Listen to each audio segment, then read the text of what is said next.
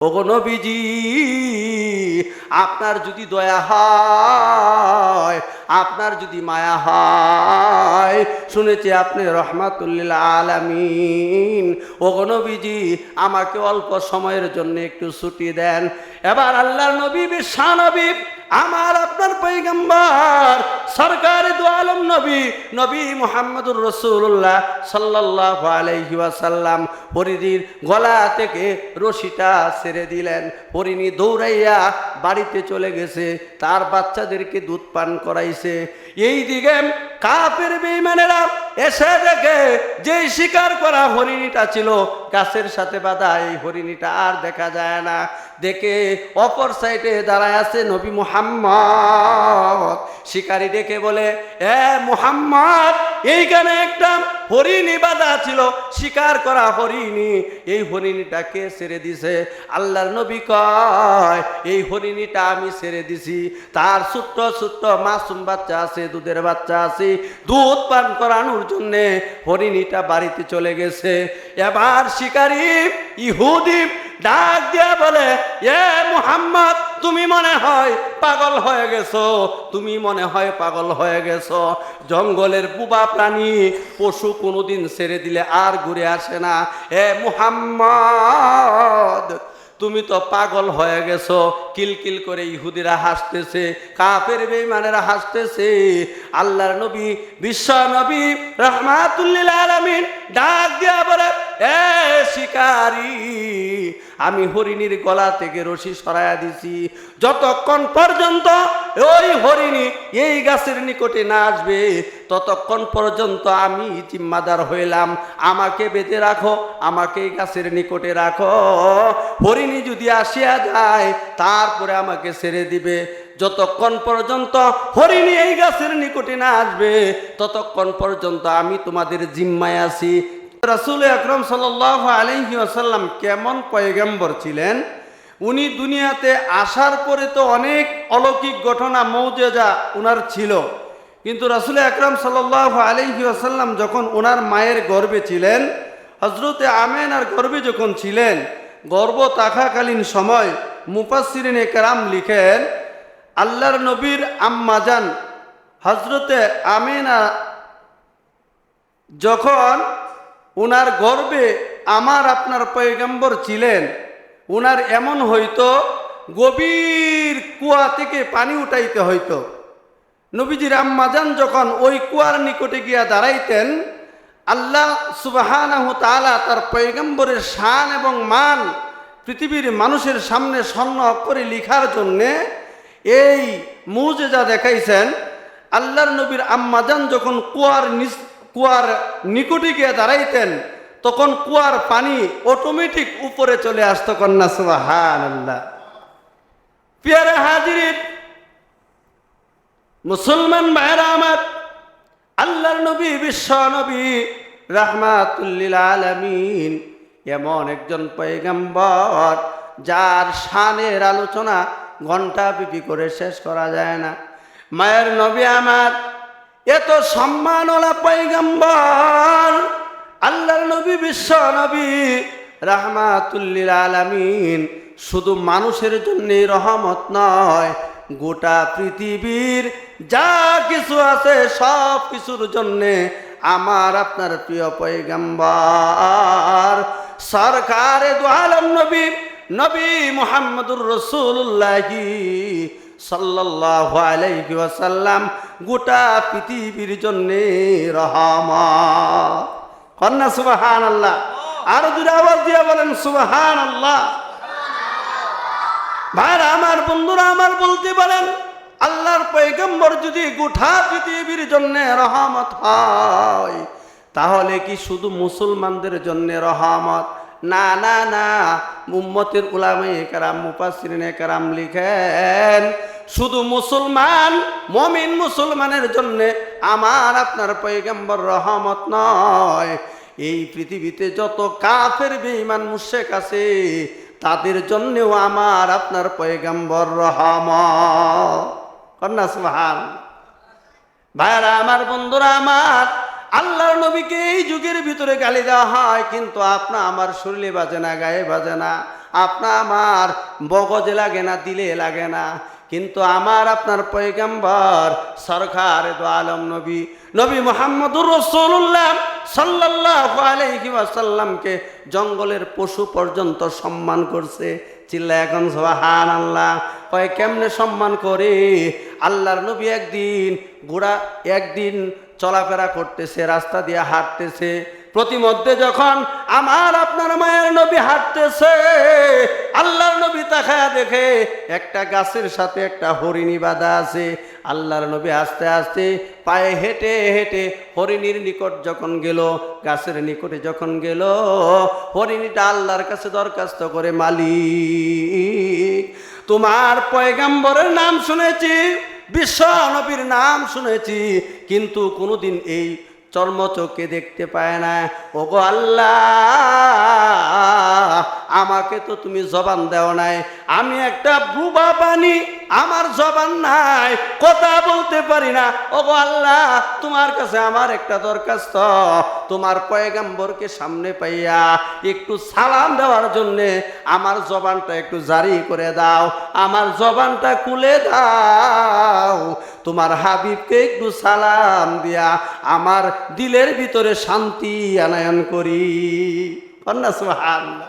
যেই মাত্র হরিণী আল্লাহর দরবারে দোয়া করলেন, আল্লাহ তাআলা ওই বুবা প্রাণী ওই হরিণের জবানটা খুলে দিল।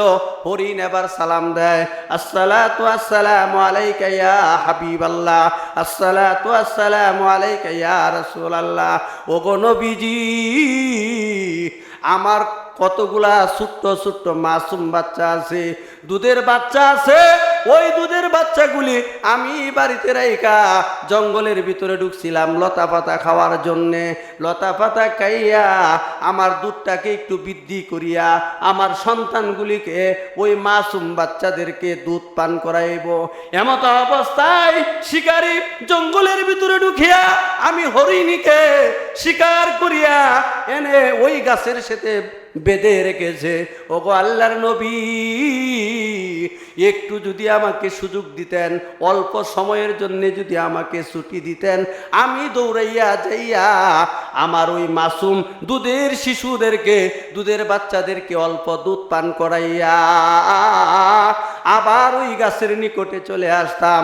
ওগো নবীজি, আপনার যদি দয়া হয়, আপনার যদি মায়া হয়, শুনেছি আপনি রহমাতুল্লিল আলামিন, ওগো নবীজি আমাকে অল্প সময়ের জন্য একটু ছুটি দেন।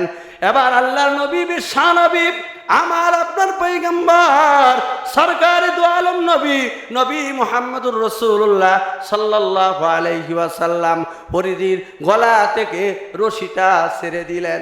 হরিণী দৌড়াইয়া বাড়িতে চলে গেছে, তার বাচ্চাদেরকে দুধ পান করাইছে। এই দিকে কাফের বেঈমানেরা এসে দেখে যে শিকার করা হরিণীটা ছিল গাছের সাথে বাঁধা, এই হরিণীটা আর দেখা যায় না। দেখে অপর সাইডে দাঁড়ায় আছে নবী মুহাম্মদ। শিকারী ডেকে বলে, এ মুহাম্মদ, এইখানে একটা হরিণী বাঁধা ছিল, শিকার করা হরিণী, এই হরিণীটাকে ছেড়ে দিছে। আল্লাহর নবী কয়, এই হরিণীটা আমি ছেড়ে দিছি, তার ছোট্ট ছোট্ট মাসুম বাচ্চা আছে, দুধের বাচ্চা আছে, দুধ পান করানোর জন্যে হরিণীটা বাড়িতে চলে গেছে। এবার শিকারী ইহুদি ডাক দিয়া বলে, এ মুহাম্মদ, তুমি মনে হয় পাগল হয়ে গেছো, তুমি মনে হয় পাগল হয়ে গেছো। জঙ্গলের বুবা প্রাণী পশু কোনোদিন ছেড়ে দিলে আর ঘুরে আসে না। এ মুহাম্মদ, তুমি তো পাগল হয়ে গেছো। কিলকিল করে ইহুদিরা হাসতেছে, কাফের বেঈমানেরা হাসতেছে। আল্লাহর নবী বিশ্ব নবী রাহমাতুল্লিল আলামিন ডাক দিয়া বলে, এ শিকারী, আমি হরিণীর গলা থেকে রশি সরাইয়া দিছি, যতক্ষণ পর্যন্ত ওই হরিণী এই গাছের নিকটে না আসবে ততক্ষণ পর্যন্ত আমি জিম্মাদার হইলাম। আমাকে বেঁধে রাখো, আমাকে এই গাছের নিকটে রাখো।